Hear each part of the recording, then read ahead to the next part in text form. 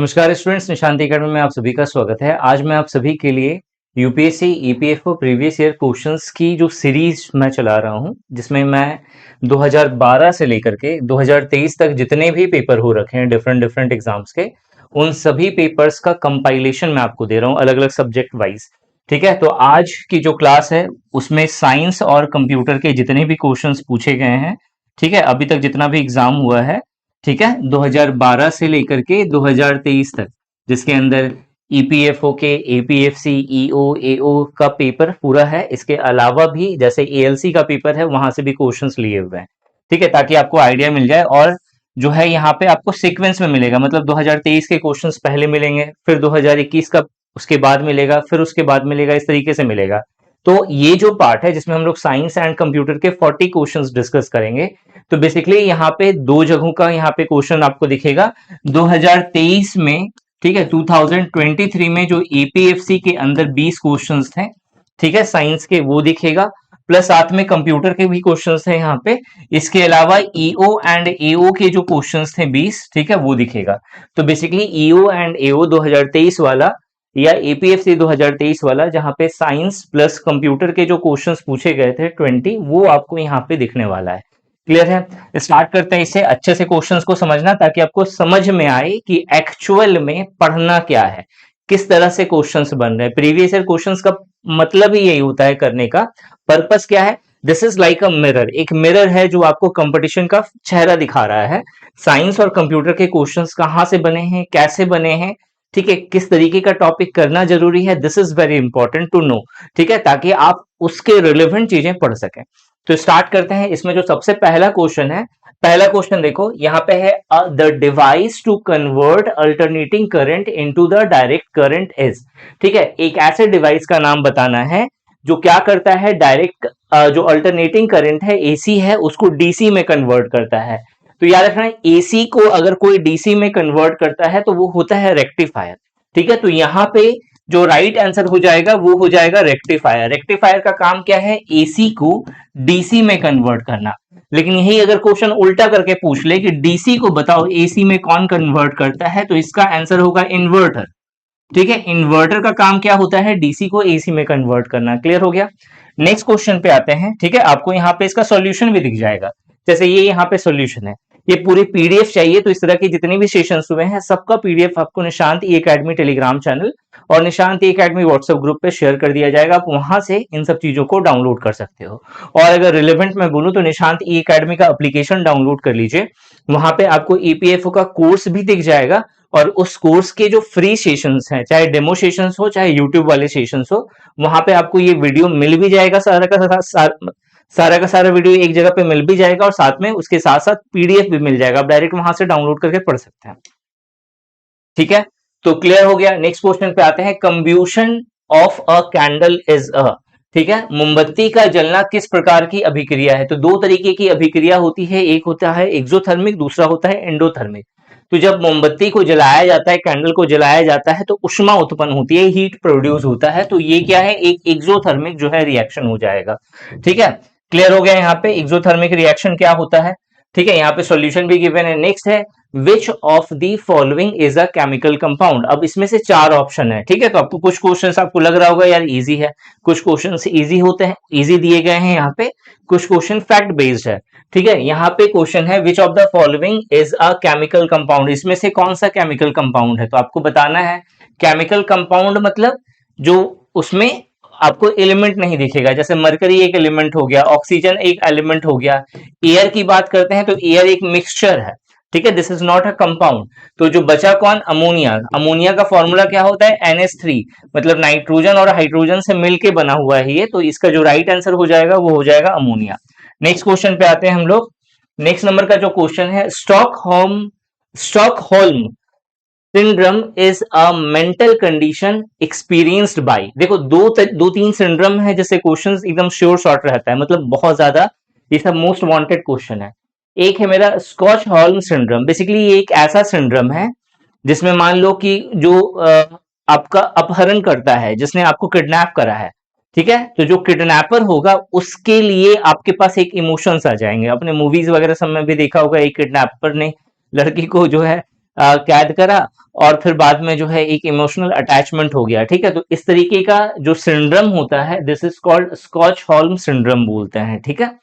एक और आता है, एक मनी माता सिंड्रोम होता है, जो स्पेशली मरकरी के फैलने से, मरकरी का जब बॉडी पे असर फैलने लगता है तो उसको हम लोग मनी माता सिंड्रोम कहते हैं। वो भी बहुत ज्यादा इंपॉर्टेंट है एग्जाम पर्पज से, ठीक है। तो स्टॉकहोल्म सिंड्रोम क्या है? तो इसका जो राइट आंसर होगा वो होगा hostage and kidnap victims, hostages and kidnapped victims in which positive feeling develop towards their captors। मतलब जिसने कैद करा है उसके प्रति जो है एक पॉजिटिव फीलिंग आ जाती है, ठीक है। इसको हम लोग कौन सा सिंड्रोम कहते हैं? स्टॉकहोल्म सिंड्रोम कहते हैं। क्लियर हो गया। नेक्स्ट क्वेश्चन पे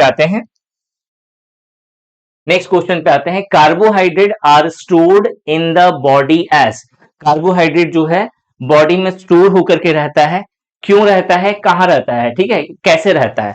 बहुत सारे क्वेश्चंस निकल गए, ठीक है। तो कार्बोहाइड्रेट बॉडी में स्टोर होकर के रहता है, यहाँ पे देखो स्टोर्ड है।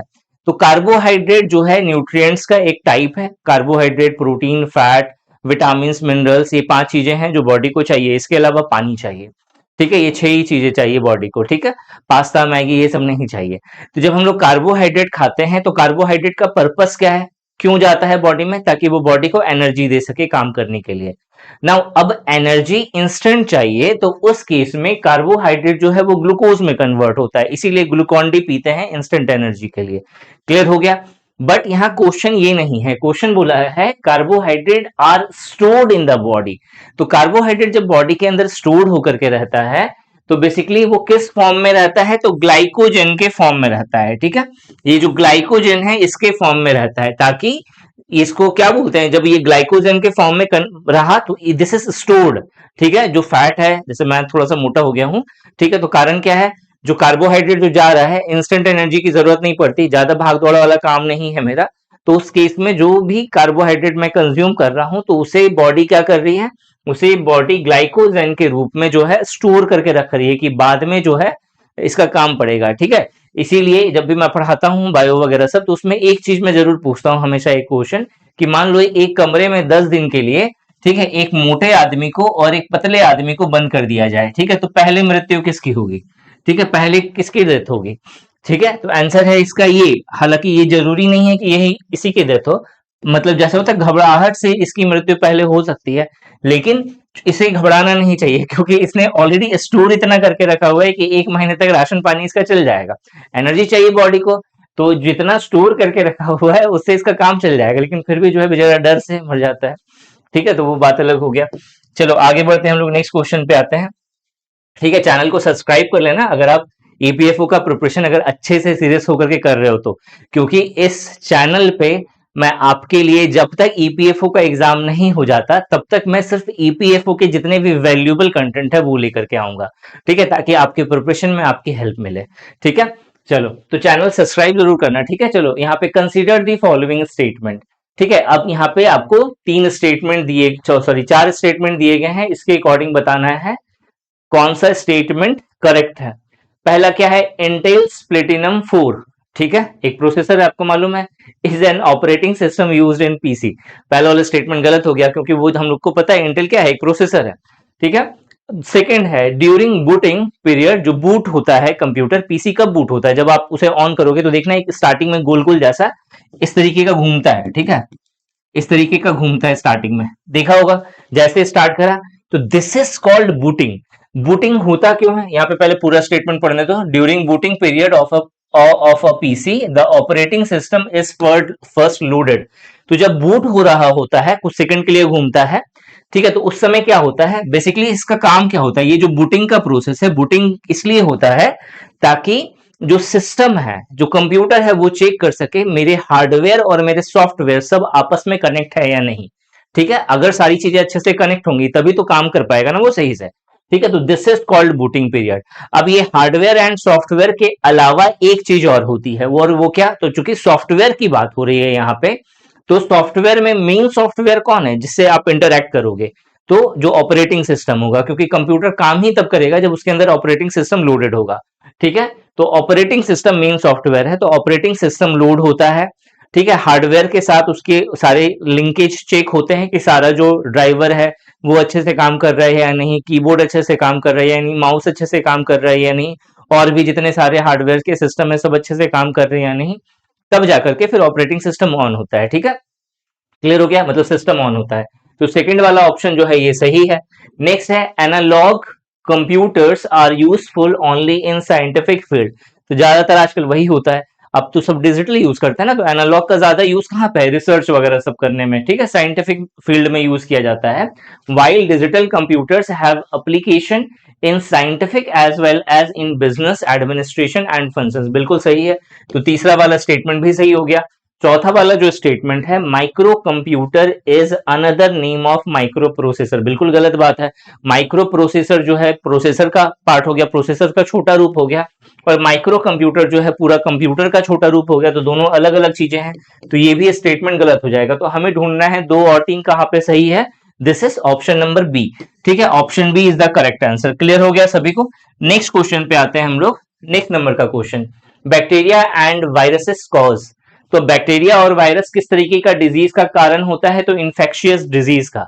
ठीक है, इन्फेक्शन वाली बीमारी फैलती है, जैसे अगर बात करें सर्दी की, सर्दी जुकाम जो हो गया, ठीक है, कफ एंड कोल्ड वाला जो बीमारी है, ठीक है, किससे होता है, वायरस से होता है। किस तरह की बीमारी है, इन्फेक्शियस बीमारी है, एक इन्फेक्शन होता है, मतलब मुझे हुआ तो फिर मेरे से जुड़ा हुआ जो पर्सन होगा उसको हो जाएगा। ठीक है, उससे जुड़ा हुआ पर्सन को कोई और है तो उसको हो जाएगा। ठीक है, जैसे मान लो माँ है तो माँ से बेटे को हुआ, या बेटे से माँ को हुआ, फिर पापा को हो गया, इस तरह से होता है। ठीक है, अगर पूछ ले कि किससे होता है, मतलब कौन से वायरस से कोल्ड होता है, तो राइनो वायरस इसका आंसर है। ठीक है, RHINO, rhino virus, rhino virus से हमें कोल्ड एंड कफ होता है। ठीक है, तो इसका जो राइट आंसर होगा वो होगा इन्फेक्शियस डिजीज। क्लियर है भाई सभी को। देखो इतनी मेहनत कर रहा हूं तो बिना लाइक किए हुए मत जाना, क्योंकि कुछ काम की, देखो बहुत सारे आपको यूट्यूबर मिलेंगे, कुछ तो ऐसे हैं, ठीक है, जो आकर के ज्ञान दे करके जाते हैं कि भाई ये कर लेना, वो कर लेना, ऐसे कर लेना, वैसे कर लेना। कुछ नहीं समझ में आता है, चैट जीपीटी खोल करके पूछ लेते हैं उससे, और वो पूछ करके फिर आपको बता देते हैं। ठीक है, लेकिन आपका करियर है, चैट जीपीटी डिसाइड नहीं कर सकता, आपको डिसाइड करना है कि आपको कैसे चलना है। और हम लोग रियल मेहनत कर रहे हैं इस बार खासकर आपके लिए, ताकि इस बार हम लोग सिलेक्शन दें। ठीक है, और सिलेक्शन होगा अगर आप सही से पढ़ोगे तो। दिस इज ओनली पॉसिबल जब आप जो एक्चुअल जो रास्ता है ना उस रास्ते पे चलोगे, इधर उधर उधर इधर दिमाग लगाते हुए नहीं। ठीक है, तो एक बार मोटिवेट कर देना, अगर आपको अच्छी लग रही हैं क्लासेस, आपको चीजें समझ में आ रही हैं, तो कमेंट सेक्शन में कुछ अच्छा सा टाइप कर दो, ताकि और भी बच्चे मोटिवेट हो, आप भी मोटिवेट रहो हमेशा, और उन आप लोगों को देख करके मैं भी मोटिवेट रहूं हमेशा। ठीक है, देखो नेक्स्ट क्वेश्चन है यहाँ पे, substances which are obtained from microorganism. ठीक है, एक ऐसा सब्सटेंस जो किससे निकल रहा है, या सिंथेसिस हो रहा है, या ऑब्टेन हो रहा है किससे, माइक्रो ऑर्गेनिज्म से, but use to destroy microorganism. मतलब एक ऐसा सब्सटेंस जो माइक्रो ऑर्गेनिज्म से बनाया जा रहा है या उससे निकाला जा रहा है, लेकिन उसी के खिलाफ इस्तेमाल किया जा रहा है, उसको क्या कहते हैं, उसको कहते हैं हम लोग एंटीबायोटिक्स। ठीक है, एंटीबायोटिक्स, बहुत इंपॉर्टेंट क्वेश्चन है ये। क्लियर हुआ। अब देखो इसमें से कुछ और टर्म है, जैसे एंटीजन आपको दिख रहा है, ठीक है, इसका राइट आंसर ये है। एंटीजन भी इंपॉर्टेंट है। एंटीबॉडीज दिख रहा है, ये भी बहुत इंपॉर्टेंट है। एंटीसेप्टिक क्रीम, बोरोलिन, सबको मालूम है। ठीक है, ठीक है, डिटॉल भी एंटीसेप्टिक होता है। बोलोगे सर बोरोलिन से क्या लगा आपका खासकर। ठीक है, देखो यहाँ पे एंटीजन है और एंटीबॉडीज है। देखो एंटीजन और एंटीबॉडीज ये भी बहुत इंपॉर्टेंट है। जब हम लोग एंटीजन की बात करते हैं, तो एंटीजन क्या होता है, कोई भी फॉरेन सब्सटेंस जो बॉडी के अंदर एंटर करती है, किसी भी तरह का फॉरेन सब्सटेंस। अब इसमें कुछ भी हो सकता है, जैसे मान लो बैक्टीरिया है, वायरस है, कोई भी टॉक्सिक सब्सटेंस हो गया, कोई भी पॉल्यूटेंट हो गया, इन सब को जो बॉडी के अंदर आ रहा है, ठीक है, इसको हम लोग क्या बोलेंगे, इसको हम लोग बोलेंगे एंटीजन। क्लियर हो गया। एंटीबॉडीज क्या होता है, एंटीबॉडीज ऐसे केमिकल्स होते हैं बॉडी के, ठीक है, जो मतलब कैसे केमिकल हो गए यहाँ पे, प्रोटीन वाले। ठीक है, आपको प्रोटीन के बने होते हैं एंटीबॉडीज, और प्रोटेक्शन के लिए यूज करता है। मतलब जो एंटीजन आ रहा है उसको किल करने का काम किसका होता है, एंटीबॉडी का होता है। ठीक है, और कौन प्रोड्यूस करता है इसको, एंटीबॉडी को, तो WBC। ठीक है, व्हाइट ब्लड सेल्स। ठीक है, व्हाइट ब्लड सेल्स या फिर व्हाइट ब्लड कार्पोसेल्स, दोनों ही मतलब होता है। व्हाइट ब्लड सेल्स मोस्ट जगह पे लिखा हुआ है, व्हाइट ब्लड कार्पोसेल्स पहले भी बोलते थे इसको। ठीक है, या बीटा लिम्फोसाइट भी इसी का नाम है। ठीक है, ठीक है, और ये किसके लिए, किसके रिस्पॉन्स के, मतलब कौन एंटर करता है तब ये आता है, जब एंटीजन। ठीक है, जैसे ही एंटीजन शरीर में घुसेगा, WBC बोलेगा अरे अच्छा लगता है कोई आया है घुसपैठिया, ठीक है, तो तुरंत अपनी आर्मी भेजेगा, तो वो आर्मी कौन है? एंटीबॉडीज। क्लियर हो गया? चलो नेक्स्ट क्वेश्चन पे आते हैं हम लोग। विच one of the following is not a language translator? बहुत इंपॉर्टेंट क्वेश्चन। लैंग्वेज ट्रांसलेटर से चाहे ये एग्जाम हो चाहे दुनिया का कोई भी एग्जाम हो, आजकल बहुत क्वेश्चन आने लगा है। ठीक है, देखो एस तीन है यहाँ पे, असेंबलर, इंटरप्रीटर और कंपाइलर। ये तीनों क्या है? ये तीनों लैंग्वेज से जुड़ी हुई चीजें हैं। मतलब आप समझ लो एक तरह से लैंग्वेज ट्रांसलेटर का काम करती है। ठीक है, लिंकर जो है वो एक एप्लीकेशन है। ठीक है, लिंकर क्या है? एक एप्लीकेशन है, सॉरी। ठीक है, तो इसका जो राइट आंसर क्या हो जाएगा? वो हो जाएगा लिंकर। किस तरह का एप्लीकेशन हो गया? यूटिलिटी प्रोग्राम है या यूटिलिटी एप्लीकेशन है। ठीक है, हम लोग जो, अगर आप कोर्स में रजिस्टर्ड हो, ठीक है, तो आपको जो कंप्यूटर के लेक्चर्स दिए गए हैं, ठीक है, उन लेक्चर्स को सुनना। उन लेक्चर्स में आपको पूरी क्लासेस में आपको इन सबके, अगर आपने देख लिया है, ठीक है, 8 या 10 वीडियो होंगी या 11 वीडियो है, ठीक है, देख लेना, मुझे याद नहीं है कितनी वीडियोस है। ठीक है, वो सारी वीडियोस अगर आप देख लोगे ना, तो इसमें से जितने क्वेश्चन आए हुए हैं एग्जाम में, उसमें से 90% आप सही कर लेंगे। ठीक है, इस तरीके का क्वेश्चन है यहाँ पे। चलो बाकी कुछ चीजें अभी कवर नहीं हुई हैं कोर्स के अंदर, जैसे जो नेटवर्किंग वाला जो टॉपिक है वो, उसकी वीडियोस अभी आई नहीं है, वो आएंगी, अपलोड होंगी। ठीक है, इंटरनेट के ऊपर में एक और वीडियो होगी। ठीक है, ताकि आपका सिलेबस और अच्छे से कवर हो जाए। ठीक है, अब यहाँ पे देखो, which one of the following registers is use to keep track of the next instruction to be executed? ठीक है, which one of the following register, देखो रजिस्टर्स के टाइप हैं, ये भी मैंने बताया हुआ है वीडियोस में। ठीक है, कोर्स की अगर आप वीडियो देखेंगे तो रजिस्टर्स क्या होता है वो भी बताया हुआ है, टाइप भी बताया हुआ है। तो यहाँ पे क्वेश्चन है कि which one of the following registers, आपको यहाँ पे कुछ रजिस्टर्ड का एग्जाम्पल दिया हुआ है, तो इसमें से कौन सा ऐसा रजिस्टर्ड है इज यूज टू कीप, ठीक है, जिसको यूज किया जाता है तो to keep track of the next instruction to be executed, मतलब नेक्स्ट इंस्ट्रक्शन को एग्जीक्यूट करना है, उसके लिए वो डाटा पहले से स्टोर करके रखता है। तो इसको हम लोग कहते हैं प्रोग्राम काउंटर, जो प्रोग्राम को काउंट करके रखता है। ठीक है, कि पहले क्या करना है, फिर उसके बाद क्या करना है, फिर उसके बाद क्या करना है, फिर उसके बाद क्या करना है। ठीक है, इसको क्या बोलते हैं हम लोग? Program counter. ठीक है, राइट आंसर होगा इसका। नेक्स्ट क्वेश्चन पे आते हैं, विच one of the following is not an audio file? अब यहाँ पे आपको चार जो है यहाँ पे फाइल का फॉर्मेट दिख रहा होगा। ठीक है, इसमें आप देखोगे कि कौन सा ऑडियो फाइल नहीं है, तो यहाँ पे मिडी है, वेव है और एमपीईजी। ठीक है, ये तीनों जो है, ये तीनों एक ऑडियो फाइल के एग्जाम्पल हैं, लेकिन ये जो है ये डिस्प्ले से जुड़ा हुआ है। ठीक है, डिस्प्ले से जुड़ा हुआ है, यानी एसवीजी जो है ये इसका राइट आंसर होगा। अब इन चारों का फुल फॉर्म मैंने यहाँ पे आपको मेंशन कर दिया है, आप यहाँ पे एक बार इसको देख लेना। ठीक है, जैसे एसवीजी का जो फुल फॉर्म है वो स्केलेबल वेक्टर ग्राफिक्स। ग्राफिक्स किससे जुड़ा होता है? डिस्प्ले से, मतलब कैसा दिखेगा चीज। ठीक है, फॉर्मेट से। तो ये जो है आपका ऑडियो फाइल नहीं हुआ, ये एक वीडियो जो है फॉर्मेट हो गया आपका। ठीक है, इसके अलावा मिडी, मिडी जो है वो क्या है मेरा? म्यूजिकल इंस्ट्रूमेंट डिजिटल इंटरफेस, ये इसका फुल फॉर्म हो गया। Wave, wave form audio file format. ठीक है, MPEG moving picture expert group. ठीक है, ये सब क्या है? ये सब ऑडियो फाइल्स होके आपके फॉर्मेट्स हो गए अलग अलग तरह के। नेक्स्ट क्वेश्चन पे आते हैं, नेक्स्ट नंबर का question, which one of the following denotes a sequential electronic circuit used to store one bit of information? ठीक है, यहां पे क्वेश्चन क्या है कि इसमें से कौन सा जो है एक बीट वाला जो इंफॉर्मेशन है उसको स्टोर करके रखता है? तो आंसर है इसका फ्लिप फ्लॉप। फ्लिप फ्लॉप क्या करता है? वन बीट वाला इंफॉर्मेशन जो है स्टोर करके रखता है। और इसके आपने तीन फॉर्मेट देखा होगा, एंड और नॉट वाला। ठीक है, इसलिए ये सब फॉर्मेट जो है पूछ लेता है एग्जाम में। ठीक है, इससे क्वेश्चन आता है। ठीक है, नेक्स्ट क्वेश्चन है, which one of the following statement is correct? अब यहाँ पे आपको चार ऑप्शन दिया गया है, a device driver of output device. ठीक है, देखो क्या है यहाँ पे, जैसे ये कंप्यूटर हो गया, ठीक है, मान लेते हैं सिस्टम है, तो यहाँ पे क्वेश्चन है अ डिवाइस ड्राइवर।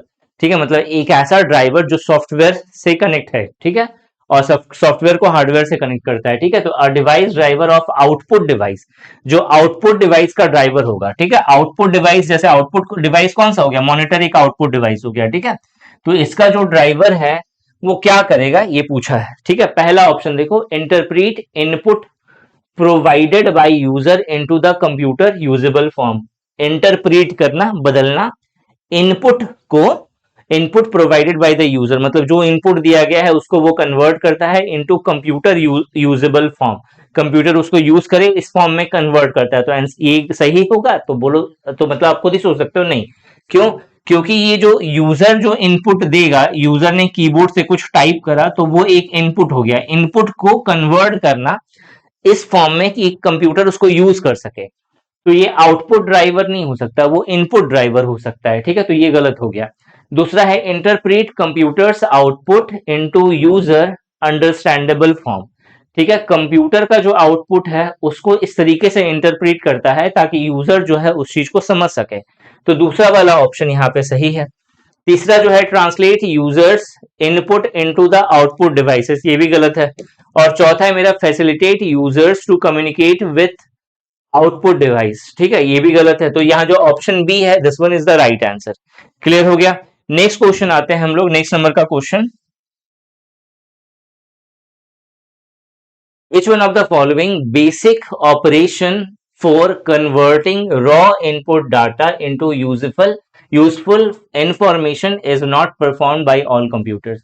यहाँ पे क्वेश्चन क्या कह रहा है? क्वेश्चन कह रहा है कच्चे इनपुट मतलब रॉ इनपुट डाटा। ठीक है, यहाँ पे which one of the following basic operations for converting raw input data, मतलब जो आपका स्टार्टिंग वाला जो रॉ डाटा हो गया, ठीक है, input data, into useful information.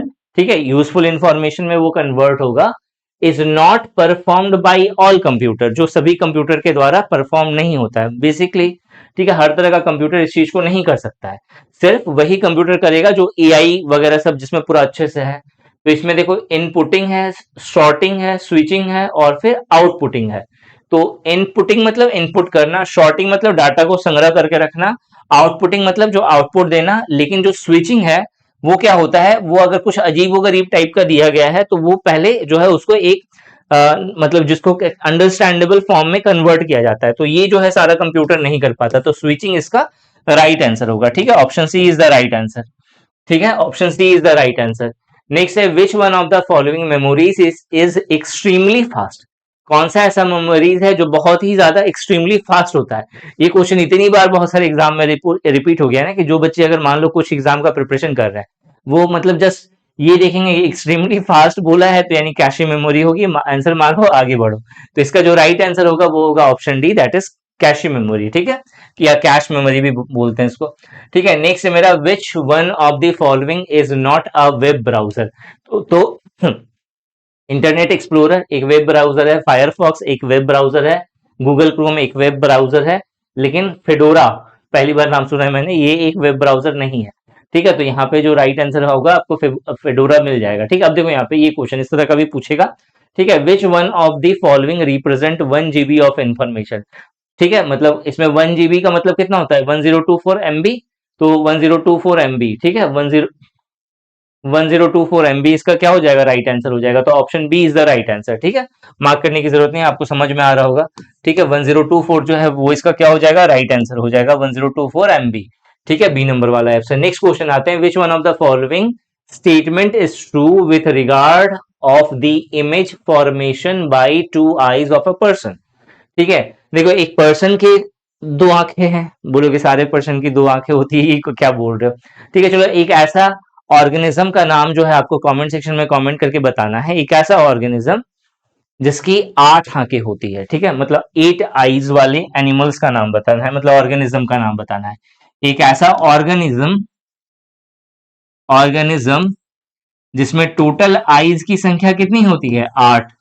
ठीक है, ये आपको कमेंट सेक्शन में कमेंट करके बताना है। देखते हैं कितने ऐसे लोग हैं जो वीडियो देख रहे हैं और इसका सही आंसर देते हैं। ठीक है, देखो तो यहाँ पे क्वेश्चन है कि हमारी जो 2 आंखें हैं पर्सन्स की, ठीक है, उससे जुड़ा हुआ है यहाँ पे 4 स्टेटमेंट दिया हुआ है। बताओ कि सही स्टेटमेंट क्या होगा। पहले both the eyes C exactly the same image, हो सकता है भाई। ठीक है, दोनों दोनों आंखें सेम इमेज देखती हैं, बताओ क्या दोनों आंखें सेम इमेज देख रही हैं? तो आप बोलोगे नहीं सर, बहुत जन का मुंह से जो है, हाँ सर मेरी तो दोनों आंखें सेम इमेज देख रही है। आप चाहे आप इस आंख से निशान सर को देखो या इस आंख से निशान सर को देखो, दिखेंगे तो एक ही निशान सर। लेकिन होता क्या है, क्योंकि दोनों आई के बीच में थोड़ा सा डिस्टेंस है ना, थोड़ा सा डिस्टेंस है। तो अगर मान लो मैं जैसे कैमरे को देख रहा हूं, आपको लगेगा कि मैं आपको देख रहा हूं लेकिन मैं कैमरे को देख रहा हूं। ठीक है, तो अगर मैं इस आंख से देखूंगा तो इसका एक अलग एंगल जाएगा, है ना, इस तरीके से। ठीक है, लेकिन मैं वही इस आंख से जब देखूंगा तो इसका एक अलग एंगल जाएगा। तो जब ये दोनों एंगल अगर इस तरीके से जाएंगे तो मुझे थोड़ा सा 3D टाइप का इमेज दिखेगा, मतलब इधर वाला पोर्शन भी दिखेगा और इधर वाला पोर्शन भी थोड़ा सा ज्यादा दिखेगा। तो स्लाइटली क्या होता है, जब दोनों आंखों से जब किसी इमेज को देखा जाता है तो थोड़ा सा डिफरेंस हल्का सा होता है। अब इस डिफरेंस को ठीक कौन करता है, तो हमारा ये सिस्टम, ठीक है, हमारा ये सिस्टम क्या करता है, दोनों आईज से जो इमेज बना वो रेटिना पे बना, उसको मिला करके कंबाइन करके जो एक्चुअल जो थोड़ा सा 3D टाइप का फिगर है वो देने वाला कौन है, हमारा बुद्धि, हमारा ब्रेन, सेरिब्रम। ठीक है, तो यहां पे आपको देखना है स्लाइटली डिफरेंट वाला कहां ऑप्शन है, देखो यहाँ पे D number option, each I see a slightly different image. तो जो ऑप्शन डी है this one is the right answer. आप बोलो अच्छी लग रही है क्लासेस, अच्छी लग रही है तो कमेंट सेक्शन में कमेंट करके जरूर बताना। ठीक है, देखो इस तरह का एक सेशन है, industrial relation and labour laws वाला सेशन देखा कि नहीं आप लोगों ने? अगर नहीं देखा तो पार्ट 1 जो है ऑलरेडी अपलोडेड है, इसको फटाफट चेक करो, क्योंकि जो भी क्वेश्चंस मैंने बताए हैं अभी तक वो पार्ट 1 है। ठीक है, लाइव लिया हुआ है। इसी तरीके से एक और लाइव सेशन, मतलब अभी एक और क्या, industrial relation, labour law, social security in India कि जितने भी प्रीवियस ईयर क्वेश्चंस हैं प्लस, ठीक है, प्रीवियस ईयर क्वेश्चन हो गया प्लस कुछ बेसिक चीजें जो आपको मतलब काम आएंगे एग्जाम के समय में, उन सबको हम लोग लाइव लेंगे यूट्यूब पे और कंप्लीटली फ्री है। और क्वेश्चन यहां से भी लड़ेंगे, ऐसा नहीं है कि फ्री है तो मतलब कुछ नहीं होगा। ठीक है, जैसा मैंने बोला हुआ है कि यूट्यूब पे मैं जितने भी सेशन लूंगा उससे क्वेश्चन अगर आप सही से अच्छे से देख रहे हो ना, इस चीज को फॉलो कर रहे हो, तो बहुत सारी चीजें हिट होंगी एग्जाम में। ठीक है, एकदम गारंटीड लिख के दे रहा हूँ। ठीक है, एग्जाम के बाद कॉमेंट करके बता देना मुझे। ठीक है, तो आपको करना क्या है, आई आइकन पे क्लिक करना है, जो industrial relation and labour laws का पहला जो लाइव सेशन लिया हुआ है उसे आपको यहाँ पे चेकआउट करना है। ठीक है, ना मिले तो अगर नहीं समझ में आ रहा है आई आइकन कहाँ पे दिख रहा है या कुछ भी इशू हो रही है, सिंपल है, मेरे चैनल पे जाओ, लाइव वाले सेक्शन में जाना, तो जो लास्ट जो लाइव सेशन लिया हुआ है वो उसी के ऊपर में लिया था। ठीक है, ऐसे ही एक और शेड्यूल करूंगा मैं, एक क्या जितने भी अभी 3-4 वीडियोस आएंगी, ज्यादा क्वेश्चंस होंगी उसमें सब इंडस्ट्रियल रिलेशन लेबर लॉस की, तो वो सब आपको लाइव सेशन में मिल जाएगा। ठीक है, वहां से आप देख लेना। चलो यहाँ पे क्वेश्चन देखो, which one of the following statement regarding force is correct. अब देखो यहाँ पे जो बात हो रहा है नेगेटिव फोर्स और पॉजिटिव फोर्स की, तो ये चीज अभी फिलहाल रट लेना, याद कर लेना, बाकी जब मैं साइंस जब पढ़ाऊंगा, ठीक है, चाहे आप कोर्स में हो चाहे आप यूट्यूब पे हो, जब कभी भी मैं साइंस पढ़ाऊंगा, देखो अब जैसे यहाँ पे साइंस कर रहे हैं ना, तो अगर आपके दिमाग में होगा सर साइंस के लिए क्या पढ़े, क्या लूसेंट इनफ होगा, तो आंसर है नहीं, आप लूसेंट पढ़ के इस एग्जाम को क्लियर नहीं कर सकते। तो आप बोलोगे सर कौन सा बुक पढ़ लें कि एग्जाम क्लियर होगा, तो क्लास 6 से लेकर के अगर क्लास 10 तक का अगर आप एनसीईआरटी अच्छे से मतलब एकदम बिल्कुल समझ के, ठीक है, मतलब उसके अंदर का इन डेप्थ मीनिंग समझ करके अगर आप पढ़ते हो, ठीक है, तो आराम से ये पेपर क्लियर हो जाएगा साइंस वाला टॉपिक। ठीक है, कंप्यूटर के लिए एक अरिहंत की एक बुक आती है, अच्छी बुक है, आप उससे पढ़ सकते हैं।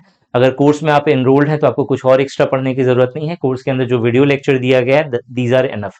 साइंस वाला भी स्टार्ट नहीं हुआ है, साइंस वाला मैं लाइव सेशन लूंगा, और सबसे बड़ी बात जो लाइव सेशन होगी, ठीक है, साइंस की, वो एनसीईआरटी से होगी, और एनसीईआरटी में मैं किताब खोल करके नहीं बताने वाला। ठीक है, 6 से लेकर के 10 तक का पूरा जो एनसीईआरटी है, ठीक है, उसे उसका कंपाइलेशन है हमारे पास, और बाइलिंगुअल लैंग्वेज में है, हिंदी और इंग्लिश में भी। आपको उसकी पीडीएफ भी उसी आपके कोर्स में ही मिल जाएगी। आपको करना क्या है, वो पीडीएफ डाउनलोड कर लो, खुद से पढ़ सकते हो तो अच्छी बात है, और नहीं पढ़ पा रहे हो कोई बात नहीं, मेरा वेट करो। ठीक है, जैसे ही industrial relation and labour, industrial relation तो खत्म हो गया है, लेबर लॉज जैसे ही खत्म होगा उसके बाद सोशल सिक्योरिटी इन इंडिया और साइंस वाला टॉपिक मैं ही करवाऊंगा कोर्स के अंदर। ठीक है, एकदम अच्छे से मस्त समझ में आएगा, साइंस में कुछ नहीं बचेगा, एकदम आराम से क्वेश्चंस करके आओगे। ठीक है, तो यहाँ पे जो क्वेश्चन है पॉजिटिव फोर्स और नेगेटिव फोर्स के बारे में है, तो याद रखना है पॉजिटिव फोर्स हमेशा जो है एक अट्रैक्टिव नेचर का होता है। तो यहाँ पे जो पहला वाला जो ऑप्शन है, this answer is the right one. ठीक है, चलो नेक्स्ट क्वेश्चन पे आते हैं हम लोग। ठीक है, when a dielectric material, अब डाई इलेक्ट्रिक मटेरियल क्या होता है, बहुत सारे ऐसे मटेरियल हैं। ठीक है, डाई इलेक्ट्रिक का मतलब हो गया, जैसे आपने ये सुना होगा, क्या नाम है उसका, प्लास्टिक हो गया, मीका हो गया, मीका सुना है आपने, मीका MICA। ठीक है, अब्रक, अब्रक हिंदी में बोलते हैं। ठीक है, इसके अलावा ग्लास, ठीक है, ये सब जो है ये ऐसे मटेरियल हैं जो आपके नॉन कंडक्टिंग होते हैं नेचर में। ठीक है, तो इसको हम लोग क्या कहते हैं, डाई इलेक्ट्रिक मटेरियल बोलते हैं। ठीक है, बेसिकली डाई इलेक्ट्रिक इसलिए बोलते हैं, एक पर्टिकुलर रीजन है इसका, क्योंकि यहाँ पे जो चार्ज होता है, चार्ज मतलब पॉजिटिव चार्ज और नेगेटिव चार्ज, ठीक है, वो आपका जो है, जो भी चार्जेस होगा यहाँ पे, वो आपका बाउंड नेचर में पाया जाएगा। बाउंड नेचर मतलब वो बाउंडेड होता है, वो बंधा होता है, वो फ्री नहीं होता है। आपने सुना होगा कि जैसे मान लो ये मेटल है, ठीक है, थोड़ी देर के लिए, तो इसमें जो इलेक्ट्रॉन होगा वो फ्रीली मूव कर सकता है।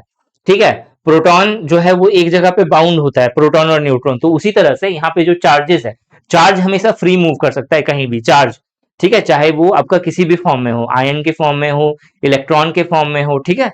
लेकिन लेकिन ठीक है, अगर वो बाउंड नेचर का हो, मतलब बंधा हुआ है, सब एक जगह पे रुका हुआ है, तो वो किस में होगा, वो उसको हम उस तरह के मटेरियल को क्या कहेंगे, डाई इलेक्ट्रिक मटेरियल कहेंगे। तो डाई इलेक्ट्रिक मटेरियल को जब किसी इलेक्ट्रिक फील्ड में रखा जाता है, एक्सटर्नल इलेक्ट्रिक फील्ड मतलब बाहर से कोई इलेक्ट्रिक फील्ड आया है, उसमें अगर इसको डाल दिया जाए तो वो क्या हो जाएगा, वो पोलराइज्ड हो जाएगा। तो यहाँ पे पोलराइजेशन जो है वो यहाँ पे राइट आंसर हो जाएगा। होपफुली आपको ये क्वेश्चन का आंसर समझ में आ गया होगा। ठीक है, तो polarisation is the right answer for this question. ठीक है, चलो नेक्स्ट क्वेश्चन पे आते हैं हम लोग। नेक्स्ट क्वेश्चन है, which one of the following substance when added to water will not change the pH. बहुत सिंपल है, जब पीएच की बात होगी तो पीएच किससे जुड़ा हुआ है, एसिड और बेस से जुड़ा हुआ है। तो एसिड और बेस को छोड़ के बाकी कुछ भी मिला तो उसमें पोलराइज, उसमें आपका पीएच का कोई इफेक्ट नहीं होगा। तो आप देखो पहला वाला जो है, पहला वाला आपका क्या है, एक बेस है, दूसरा वाला भी एक बेस है, ठीक है, और फिर तीसरा वाला भी एक बेस है, चौथा वाला जो है वो क्या है, सॉल्ट है। ठीक है, NaCl क्या है, एक सॉल्ट है, तो ये आपका क्या हो जाएगा, सॉल्ट। ठीक है, इस पे कोई प्रभाव नहीं पड़ेगा पीएच का, जब इसको हम लोग पानी में मिला देंगे तो NaCl is the right answer. ठीक है, नेक्स्ट क्वेश्चन आते हैं। अच्छा, अच्छा ये दोनों वही हो गया, ठीक है। अरे, ओके, ठीक है, चलो नेक्स्ट है, which one of the following on adding to water will not scatter a beam of light. ठीक है, यहाँ पे क्वेश्चन क्या है कि इसमें से किस पदार्थ को या किस सब्सटेंस को जब वाटर में ऐड करा जाएगा तो जो बीम ऑफ लाइट जो होगी वो स्कैटर नहीं होगी। स्कैटर कब होगी, जब कोलाइडल सॉल्यूशन मिलेगा तो। ठीक है, तो यहाँ पे क्या है, स्कैटर नहीं होगी। तो आप देखो यहाँ पे जो कॉपर सल्फेट का जो सोल्यूशन है, ठीक है, किस क्या इसको ब्लू नील बोलते हैं, ठीक है, नीला थोथा जो एक्चुअल नाम है, कॉपर सल्फेट या ब्लू विट्रियोल भी कहते हैं इसको। ठीक है, तो ये जो है ये आपका ट्रू सॉल्यूशन बनाता है एक्चुअल में। ठीक है, ये क्या बनाता है, ये ट्रू सॉल्यूशन बनाता है। ठीक है, ट्रू सॉल्यूशन बनाता है, जिसकी वजह से जो बीम ऑफ लाइट है वो स्कैटर नहीं होगी। बाकी चॉक पाउडर को आप पानी में डालो, मिल्क को आप पानी में डालो, इंक को पानी में डालो, तो ये कोलाइडल सॉल्यूशन बनाएगा। ठीक है, कोलाइडल सॉल्यूशन बनाता है, जिसकी वजह से जो लाइट की जो रेज है, लाइट की जो बीम है वो स्कैटर्ड हो जाएंगी, छितर जाएंगी। ठीक है, ये इसका राइट आंसर हो जाएगा। नेक्स्ट क्वेश्चन पे आते हैं हम लोग। नेक्स्ट नंबर का क्वेश्चन है, which one of the following will not be reduced by metallic zinc. तो मेटेलिक जिंक के द्वारा कौन रिड्यूस नहीं होगा, जिसकी रिएक्टिविटी जिंक से ज्यादा होगी। तो यहाँ पे रिएक्टिविटी जिंक से ज्यादा किसकी है, अल्युमिनियम की। ठीक है, तो यहाँ पे जो अल्युमिनियम है, जो ऑप्शन डी है, this one is the right answer. Clear हो गया। नेक्स्ट क्वेश्चन पे आते हैं हम लोग। नेक्स्ट नंबर का जो क्वेश्चन है यहाँ पे, who among the following discovered proton. ठीक है, इनमें से किसने जो है प्रोटॉन को डिस्कवर्ड करा था, बहुत बार इस तरह का क्वेश्चन आया हुआ है। ठीक है, राइट आंसर है रदरफोर्ड। तो रदरफोर्ड ने क्या करा है, रदरफोर्ड ने प्रोटॉन को डिस्कवर्ड करा है। अगर आपसे बोले इलेक्ट्रॉन को किसने डिस्कवर्ड करा है, ठीक है, इलेक्ट्रॉन को किसने डिस्कवर करा है, तो जेम्स चैडविक ने। ठीक है, अगर आपसे बोले न्यूट्रॉन को किसने डिस्कवर्ड करा है, तो जे थॉमसन ने। ठीक है, चलो नेक्स्ट क्वेश्चन आते हैं हम लोग। नेक्स्ट नंबर का क्वेश्चन, ठीक है, consider the following balanced equation. CO है प्लस 2H2 है, एरो है CH3OH। ठीक है, how many moles of CH3OH। ठीक है, मिथाइल अल्कोहल है। ठीक है, ये मिथाइल अल्कोहल का फॉर्मूला है CH3OH। How many moles of CH3OH can be obtained by reacting 2 moles of CO carbon monoxide with the 2 moles of H2 gas. देखो ये क्वेश्चन जो है वही कर सकता है जिसने NCERT इन डेप्थ पढ़ा हो। ठीक है, अब इसमें यहाँ पे ध्यान रखो, हमको मुझे दिया हुआ है CO मतलब कार्बन मोनोऑक्साइड प्लस 2H2। ठीक है, एरो दे करके CH3OH, ये मिथाइल अल्कोहल हो गया। ठीक है, मिथाइल अल्कोहल का कितना मॉलिक्यूल है, वन मॉलिक्यूल है या वन मोल है। ठीक है, वन मोल, एवोगेड्रो के अनुसार इसको क्या कहेंगे, वन मोल कहेंगे। ठीक है, हाइड्रोजन गैस है, इसका कितना मोल है, तो 2 मोल है। ठीक है, ठीक है, CO कार्बन मोनोऑक्साइड कितना मोल है, 1 मोल है। तो यानी कि 1 मोल CO वो 2 मोल हाइड्रोजन के साथ मिलकर के 1 मोल बना रहा है क्या। ठीक है, क्या बना रहा है, ये मिथाइल अल्कोहल बना रहा है। ठीक है, तो यहां पे क्वेश्चन क्या है, how many moles of CH3OH can be obtained by reacting 2 moles of CO। अगर 2 मोल CO है, वो 2 मोल H2 के साथ, 2 मोल H2 के साथ अगर मिलेगा तो क्या बनाएगा, तो ये तो दो, अगर ये है मात्र, तो वो तो एक के साथ रिएक्ट करेगा, एक ऐसा ही बच जाएगा, है ना। एक के साथ इसका रिएक्शन होगा, एक बच जाएगा, क्योंकि अगर ये दो है, अगर ये एक है तो इसका डबल दो हो रहा है, तो यानी कि ये दो है तो इसका डबल यहाँ पे 4 होना चाहिए, लेकिन यहाँ पे दो ही बोल रहा है, तो इसका मतलब वो कितना बनाएगा, एक ही बनाएगा, क्योंकि रिएक्शन एक के साथ होगा। ठीक है, तो यहाँ पे राइट आंसर क्या हो जाएगा, ऑप्शन 1। ठीक है, option 1 is the right answer. Clear हो गया सभी को? ठीक है, नेक्स्ट क्वेश्चन पे आते हैं। नेक्स्ट नंबर का क्वेश्चन है, which one of the following is not a female reproductive organ in human. तो फीमेल रिप्रोडक्टिव ऑर्गन तो नहीं, ऑर्गन तो एक ही होता है, ये ऑर्गन का पार्ट है। ठीक है, जैसे ओवरीज जो फीमेल रिप्रोडक्टिव सिस्टम का पार्ट है, ओविडक्ट फीमेल रिप्रोडक्टिव सिस्टम का पार्ट है, कर्विक्स बोलते हैं इसको, शायद CERVIX कर्विक्स से पढ़ते हैं। ठीक है, गर्भाशय ग्रीवा, ठीक है, ये भी किसका पार्ट है, तो फीमेल रिप्रोडक्टिव सिस्टम का पार्ट है। स्टेमन, ठीक है, स्टेमन जो है वो मेरा प्लांट के अंदर होता है। ठीक है, मेल रिप्रोडक्टिव ऑर्गन का पार्ट है, तो यहाँ पे स्टेमन जो होगा वो इसका राइट आंसर हो जाएगा। ठीक है, स्टेमन जो है वो फीमेल रिप्रोडक्टिव ऑर्गन जो ह्यूमंस के अंदर पाया जाता है उसका पार्ट नहीं है। ठीक है, क्लियर हो गया। नेक्स्ट क्वेश्चन पे आते हैं हम लोग। चलो, नेक्स्ट है, which one of the following can not be called amphibian of the plant kingdom. देखो, जब कभी भी प्लांट किंगडम के अंदर एम्फीबियन की बात होगी तो किसको कहेंगे, ब्रायोफाइटा को कहेंगे। ठीक है, ब्रायोफाइटा। ठीक है, ब्रायोफाइटा के अंदर जितने सारे प्लांट्स आएंगे वो सबको हम लोग क्या बोल सकते हैं, उन सबको हम लोग amphibian of the plant kingdom कहते हैं। अब इसमें पहला वाला ऑप्शन है स्पाइरोगायरा। स्पाइरोगायरा क्या है, स्पाइरोगायरा एक अलगा है। ठीक है, तो यहां पे बोल रहा है कि कौन नहीं है, which one of the following can not be, नहीं है, तो रिसिया हो गया, फ्यूनेरिया हो गया, ठीक है, मर्केस्टिया हो गया, ये सब जो है ये सब ब्रायोफाइटा है। ठीक है, लास्ट में इया मिलेगा ऐसे भी याद कर सकते हो। स्पाइरोगाइरा जो है वो एक अलगा है, ये इसका राइट आंसर हो जाएगा। ठीक है, नेक्स्ट क्वेश्चन पे आते हैं हम लोग। ठीक है, नेक्स्ट क्वेश्चन है, which one of the following is not a consequence of deforestation. Deforestation का परिणाम, ठीक है, पेड़ों को काटने का, वनों की कटाई करने का क्या परिणाम नहीं हो सकता है, तो ग्राउंड वाटर कभी भी इंक्रीज नहीं हो सकता, वो डिक्रीज होगा। तो पहला वाला जो ऑप्शन होगा यही इसका राइट आंसर है। ठीक है, नेक्स्ट क्वेश्चन पे आते हैं हम लोग। इसके बाद का क्वेश्चन इसके बाद का क्वेश्चन जो है, which one of the following chromosomes has a mismatched pair in a normal human male. देखो, नॉर्मल ह्यूमन मेल में जो है हमेशा जैसे टोटल कितना पेयर होता है, 23 पेयर, 23 पेयर, 46 क्रोमोसोम होता है, जिसमें से 22 जो है ये मेरा सोमेटिक क्रोमोसोम होता है, और एक जोड़ा जो क्रोमोसोम होगा, वन पेयर, 23 पेयर। ठीक है, नंबर्स में बात करें तो 46 क्रोमोसोम हर एक सेल पे पाया जाता है, तो जिसमें 22 पेयर जो क्रोमोसोम है इसको हम लोग सोमेटिक क्रोमोसोम बोलते हैं, क्योंकि ये इसके अंदर जो आपका जीन होता है वो जो बॉडी का जो कैरेक्टर है, नॉर्मल कैरेक्टर, उसको डिफाइन करता है।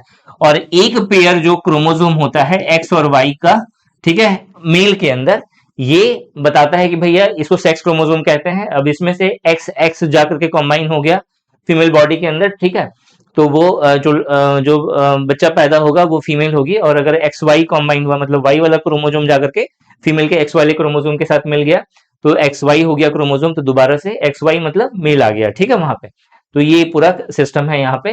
तो यहाँ पे बोला कि कौन सा इसमें जो है मिसमैच पेयरिंग है, तो एक्स अगर एक्स के साथ मिल जाए तो वो मिक्स मैच पेयरिंग होता है, तो x is the right answer होगा यहाँ पे। ठीक है, चलो नेक्स्ट क्वेश्चन आते हैं हम लोग।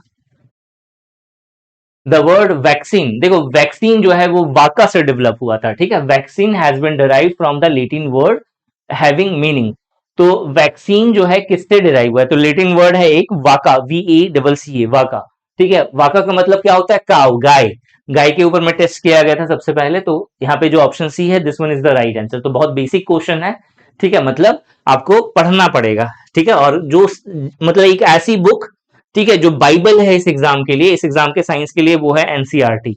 अगर आपने एनसीईआरटी 6 से लेकर के 10th तक का बहुत अच्छे से कवर कर लिया तो आराम से आपका मतलब साइंस में बेड़ा पार हो सकता है, और किसी और बुक की औकात नहीं है, ठीक है, कि वो इस एग्जाम के जो साइंस पोर्शन को अच्छे से कवर कर सके। ठीक है, देखो यहाँ पे नेक्स्ट क्वेश्चन है, why does bleeding occur through nose in the high mountain region. तो नाक वगैरह सबसे खून निकल आता है जब हम लोग हाई एल्टीट्यूड पे जाते हैं, क्यों? क्योंकि प्रेशर कम जाता है वहां पे। ठीक है, तो जब प्रेशर कम गया तो जो प्रेशर है बॉडी के अंदर, वो जो है उसके कारण जो ब्लड जो है बाहर निकलने लगता है। तो यहाँ पे the pressure of blood in capillaries is greater than the outsider pressure. ठीक है, बाहर के प्रेशर से जो अंदर वाला जो प्रेशर है वो क्या है, ज्यादा है। ठीक है, तो ये इसका राइट आंसर हो जाएगा। ठीक है, पहला वाला ऑप्शन। ठीक है, नेक्स्ट क्वेश्चन है, which of the following is detected and estimated by the pollution check carried out on motor cars at the service station. तो पॉल्यूशन चेक करते समय जो है क्या चेक किया जाता है एक्चुअली में, तो कार्बन मोनोऑक्साइड कितना निकल रहा है वो चीज। तो कार्बन मोनोऑक्साइड जो ऑप्शन सी है, this one is the right answer. ठीक है, नेक्स्ट क्वेश्चन आते हैं यहाँ पे, नेक्स्ट नंबर का question, which one of the following causes small air bubbles in water which is stored in a glass vessel to appear to shine with a silvery luster। देखो यहाँ पे क्या है, एक स्मॉल एयर बबल है। ठीक है, एक स्मॉल एयर बबल है। अब ये जो है चमकीला दिखता है जब, अगर इसको छोड़ो इसमें क्या लिखा हुआ है मुझे नहीं पता, मुझे को क्वेश्चन समझ में आ गया। क्वेश्चन देखा है आपने, ये वाला फुलायन इस तरह का लेकर के करते हैं तो एक गोल गोल जैसा निकलता है, बच्चे लोग खेलते हैं। ठीक है, मैं भी अपने बच्चे के साथ उससे खेलता हूँ खरीद के। ठीक है, तो ये चीज जो है ये क्या होता है ना, ये शाइन करता है बहुत ज्यादा, चमकता बहुत ज्यादा है। ठीक है, तो ये जो चमकता है वो क्यों चमकता है, क्योंकि इसके अंदर एक फेनोमेना होती है लाइट की, उसको क्या कहते हैं हम लोग, टोटल इंटरनल रिफ्लेक्शन। ठीक है, तो टोटल इंटरनल रिफ्लेक्शन जो है वो कहां पे है, ऑप्शन नंबर डी। ठीक है, यहां पे है, this one is the right answer. Clear हो गया, याद रखना वो डायमंड में भी सेम चीज होता है, टोटल इंटरनल रिफ्लेक्शन। ठीक है, नेक्स्ट क्वेश्चन पे आते हैं हम लोग। हाँ, ये भी है एक बहुत अच्छा क्वेश्चन। देखो यहाँ पे क्वेश्चन है, weight of a body on the surface of the earth is W1। ठीक है, ये है अर्थ का सरफेस। ठीक है, यहाँ पे एक समान है। ठीक है, इसका वेट है W1। ठीक है, पांच यहाँ पे क्वेश्चन है, the weight of the same body is W12 at the height of 500 metre. ठीक है, 500 मीटर हम लोग ऊपर गए, 500 मीटर तो बहुत ज्यादा ऊंचा नहीं होगा, 500 मीटर ऊपर गए तो इसका जो वेट हो गया ये कितना हो गया, W12। ठीक है, above the surface, and W2 at a depth of 500 metres below the surface. और 500 मीटर नीचे गए तो इसका वेट हो गया W2। ठीक है, तो क्वेश्चन है इसमें से कौन सा रिलेशन सही होगा। याद रखना जब कभी भी हम लोग अर्थ की बात करते हैं, which is considered like a big magnet. ठीक है, सारे मैग्नेट का पापा, सॉरी मम्मा। ठीक है, अर्थ है तो मम्मा ही हुई। ठीक है, तो सारे मैग्नेट की जो मम्मा है यहाँ पे अर्थ। ठीक है, अर्थ, ममा अर्थ। ठीक है, ममा अर्थ आई थिंक कोई ब्रांड भी है। ठीक है, ममा अर्थ शायद, हाँ, ये बता देना कमेंट सेक्शन में कमेंट करके कि मतलब है, आई थिंक मुझे जहां तक याद आ रहा है ममा अर्थ, सुना सुना तो लग रहा है, क्योंकि बच्चे का प्रोडक्ट मंगाता रहता हूँ मैं तो ऑब्वियस है। ठीक है, अब देखो यहाँ पे, तो यहाँ पे W1 है, जब थोड़ा सा ऊपर जाएंगे, ठीक है, ऊपर जैसे ही गए तो जो है वेट जो है थोड़ा सा क्या हो जाएगा, कम, क्योंकि एक्सेलरेशन ड्यू टू ग्रेविटी कम जाएगी। लेकिन जब थोड़ा सा नीचे आएंगे, थोड़ा सा नीचे, स्लाइटली नीचे, क्योंकि अर्थ का रेडियस बहुत बड़ा है, तो जब 500 मीटर बहुत ज्यादा तो नहीं हुआ, तो स्लाइटली नीचे आएंगे तो वेट हल्का सा बढ़ेगा। ठीक है, ये बिल्कुल ऐसे ही समझो, ऐसे समझो। ठीक है, ये मैग्नेट है, बीच में सेंटर जहां पे मैग्नेटिज्म जीरो रहता है। ठीक है, और सबसे ज्यादा कहां पे रहता है, ध्रुव पे रहता है, इस वाले जगह पे रहता है। ठीक है, ठीक है यहां तक। अब ठीक है, तो यहाँ पे मान लेते हैं पोलर एरिया जो है ये वाला है, मान लेते इसी को पोल मान लेते हैं, ये वाला चीज पोल है। ठीक है, हालांकि पोल थोड़ा सा पीछे होगा, नहीं गलत बना रहा हूं मैं, देखो ऐसे है हम लोगों का अर्थ। ठीक है, ये इस तरीके से है ना, ऐसे ये चीज, और ये चीज थोड़ा सा चपटा है। ठीक है, मतलब संतरे के जैसा है। ठीक है, तो अब ऐसे समझो, इससे समझ में आ जाएगा। यहाँ पे एक जगह है, ठीक है, यहाँ पे है W1। थोड़ा सा जैसे ही नीचे जाएंगे, जैसे मतलब रेडियस थोड़ा सा कमेगा। ठीक है, जैसे यहाँ पे थोड़ा सा कमा है, तो इसलिए आपको पता है कि पोल पे थोड़ा सा ज्यादा एक्सेलरेशन ड्यू टू ग्रेविटी होती है, यानी कि वेट थोड़ा सा बढ़ जाएगा इस वाले जगह पे। तो सेम, जब थोड़ा सा नीचे जाएंगे तो यहाँ पे वेट बढ़ जाएगा। तो यानी कि जो W2 है, जो यहाँ पे W2 है वो थोड़ा सा ज्यादा होगा, ये वेट ज्यादा होगा किससे, W1 से। ठीक है, W1 से, और ये उससे भी कम होगा, यानी W12। ये वाला रिलेशन हमको देखना है। ठीक है, ये वाला रिलेशन देखना है, ये वाला रिलेशन कहाँ है, W2 W1 W12, यानी कि option A is the right answer. Hopefully आपको चीजें यहाँ पे समझ में आ गई होंगी। नहीं समझ में आया होगा तो वीडियो पॉज करके अच्छे से समझना, जो चीजें मैं बता रहा हूँ बहुत आसान है और समझ जाओगे, ठीक है। नहीं समझ में आएगा तो बोलना, कमेंट सेक्शन में कमेंट करना और अच्छे से समझा दूंगा मैं ऐसे, ठीक है। Which one of the following is not a vitamin, अब इसमें से बोला है कि इसमें से बताओ भैया कौन सा विटामिन नहीं है, ठीक है। बताओ इसका आंसर बोलो क्या होना चाहिए आप सभी, ठीक है। देखो चार यहाँ पे एसिड आपको दिख रहा है। एक है फॉलिक, फॉलिक एसिड सबने सुना हो भी होगा। फॉलिक एसिड एक्चुअल में कौन सा विटामिन है, विटामिन बी, अगर इसको और स्पेसिफाई करें तो B9, ठीक है। फॉलिक एसिड का मतलब क्या हुआ, B9। दूसरा है मेरा ऑलिक एसिड, ऑलिक एसिड बोल करके कुछ होता नहीं है, मतलब फैटी एसिड को हम लोग ऑलिक एसिड बोलते हैं, मतलब विटामिन में ऐसा कुछ नहीं होता है जिसको ऑलिक एसिड बोलते हैं, ठीक है। फॉलिक मतलब मैं हंस रहा हूँ, फॉलिक यहाँ पे ऑलिक, ठीक है। तो फॉलिक एसिड बी यहाँ पे 9, ऑलिक एसिड जो है एक्चुअल में फैटी एसिड का नाम है, तो फैटी एसिड हो गया, ठीक है। और यहाँ पे जो है पैटोथेनिक एसिड, पैटोथेनिक एसिड यानी कि आपका B5, मतलब विटामिन B5, ठीक है, विटामिन B5। और एस्कॉर्बिक एसिड विटामिन कौन सा, सी, ठीक है, विटामिन सी, ये हो गया एस्कॉर्बिक एसिड। तो कौन सा इसमें विटामिन नहीं है, तो ऑलिक एसिड, ठीक है। चलो नेक्स्ट नेक्स्ट क्वेश्चन पे आते हैं। विच one of the following statement is not correct, अब इसमें से कौन सा स्टेटमेंट जो है करेक्ट नहीं है। The deficiency of vitamin A causes the night blindness, बिल्कुल सही है भैया, ठीक है। कौन सा स्टेटमेंट गलत है, pain in muscles, fatigue and poor wound healing, मतलब घाव जल्दी नहीं भरते हैं, ठीक है। Are the symptom of vitamin C, तो आंसर है यस, बिल्कुल भैया, विटामिन सी की कमी से ये सारी बीमारियां होती हैं। Bleeding gums and loosening of teeth are the symptom of vitamin B deficiency, जी नहीं, ये विटामिन सी से होता है, और उस रोग का, उस बीमारी का क्या नाम है, स्कर्वी, ठीक है। तो यहाँ पे जो ऑप्शन सी है, this one is the right answer, ठीक है। चौथा पढ़ने की भी जरूरत नहीं, बोला कौन सा गलत है तो ये वाला गलत है, खत्म बात, ठीक है। आगे बढ़ते हैं हम लोग, नेक्स्ट क्वेश्चन पे आते हैं। Next question, which one of the following element is not naturally found in the human being, तो कौन सा इसमें से नहीं पाया जाएगा ह्यूमन बीइंग के अंदर, ठीक है। एक छोटा सा बच्चा भी बता देगा कांच जो है शरीर में नहीं मिलता, ठीक है, तो lead is the right answer, ठीक है।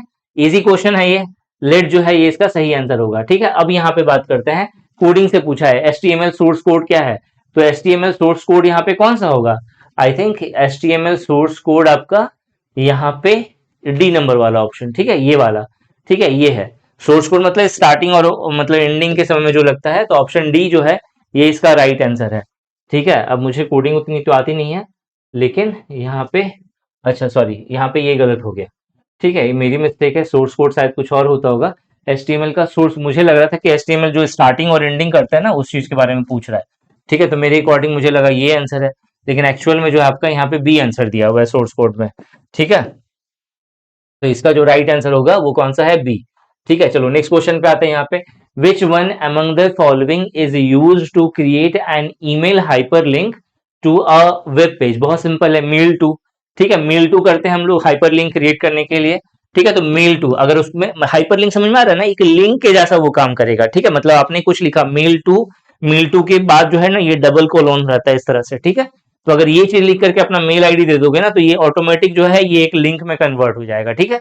तो ऑप्शन बी जो है यहाँ पे राइट आंसर हो जाएगा, ठीक है, क्लियर हो गया। नेक्स्ट क्वेश्चन पे आते हैं हम लोग, नेक्स्ट नंबर का question, in the context of a buffer in memory area और disk, spool refers to, spool का मतलब क्या हुआ, देखो स्पूल जो है, ठीक है, बफरिंग के समय में एक मेमोरी होता है, मतलब जब बफर हो रहा है, ठीक है, जैसे मान लो ऑनलाइन लाइव सेशन देख रहे हो, ठीक है, लेकिन अचानक से इंटरनेट में प्रॉब्लम हुआ, ठीक है, नेटवर्क में थोड़ा सा इशू हुआ, तो जो डाटा जो जा रहा था वो टेम्पररी किसी जगह पे स्टोर होकर के रहता है, ठीक है, उसको हम लोग क्या कहते हैं, उसका नाम पहले ये याद रखना, ये इंपॉर्टेंट है, ठीक है। साइमल्टेनियस पेरिफेरल ऑपरेशन ऑनलाइन, ठीक है, तो आपको यहाँ पे देख लो साइमल्टेनियस पेरिफेरल ऑपरेशन ऑनलाइन, जो ऑप्शन सी है, this one is the right answer. Hopefully आपको चीजें समझ में आ गई। तो यहाँ पे हम लोगों ने 40 प्रीवियस ईयर क्वेश्चंस डिस्कस करे हैं, जो यूपीएससी ईपीएफओ एग्जाम के अंदर पूछा गया है 2023 के, ये सारे क्वेश्चंस थे, चाहे आपका एपीएफसी था चाहे ईओ एंड एओ था। कैसा लगा क्वेश्चन, कमेंट सेक्शन में कमेंट करके जरूर बताना, ठीक है। और अगर आप ईपीएफओ से जुड़े हुए चीप एंड बेस्ट प्राइस में बेस्ट कंटेंट लेना चाहते हैं, तो निशांत ई अकेडमी एप्लीकेशन प्ले स्टोर से डाउनलोड कर लीजिए, और अधिक जानकारी के लिए मेरा व्हाट्सएप नंबर जो है आपको डिस्क्रिप्शन में आपको दिया गया होगा, कमेंट सेक्शन में पिन करा हुआ होगा, आप उससे मुझसे कांटेक्ट कर सकते हो। Thanks for watching this video and wish you good luck for your